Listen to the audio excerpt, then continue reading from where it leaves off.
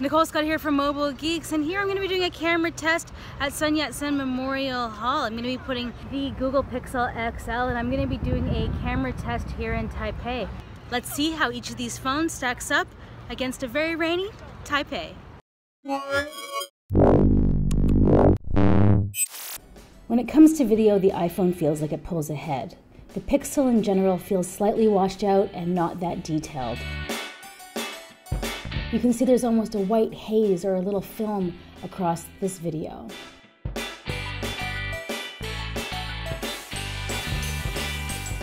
Now when it comes to this cloudy day, the iPhone definitely has a little more depth in the clouds.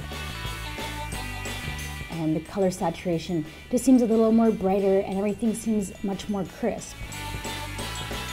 When we start looking at slow-mo, both cameras are showstoppers. Though the water doesn't pop as much from the background on the Google Pixel, when we take a look at the iPhone, you can see that it kind of stands in stark contrast, even though the water and the sky kind of have that white-gray look. And side by side, the clouds have a little more depth, and both of them seem to accurately show the drops of water.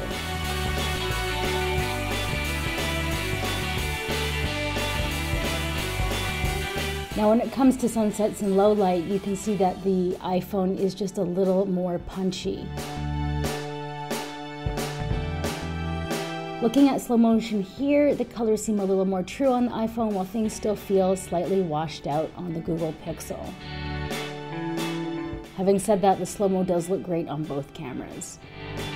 One thing the iPhone has that the Pixel doesn't is Hyperlapse built in.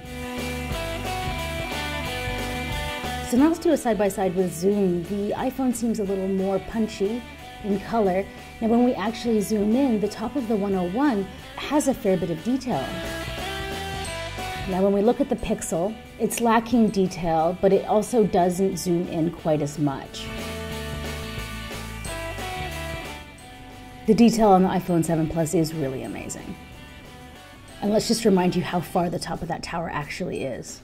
And what better way to test out the low light mode than to go to a night market here in Taipei. So here I am at Songhua Night Market. It's actually one of my favorites, not because it's close to my house, but because it has a good mix of shopping and food. And we're gonna head right on into the night market now, and you guys can be the judge of which one is best. Alright, here we are looking at some typical food. This is the meat everything stand. And if we keep on heading in, you can see that it's a little bit dead right now, mostly because it's raining. So here you can definitely see how the iPhone is blowing out the highlights. It's pretty common that it just tends to brighten up the scene by pulling everything up, which blows everything out. So this is actually a squid ball stand, one of my favorites. If we get up close, let's take a look at that. It definitely tends to overcompensate. Now one thing that surprised me when you compared the iPhone to the Pixel is that the Pixel tends to have a lot of lens flare, but in this instance, you can see that it doesn't handle the direct sunlight from the lamp very well at all. The Pixel actually handles the lamplight much better.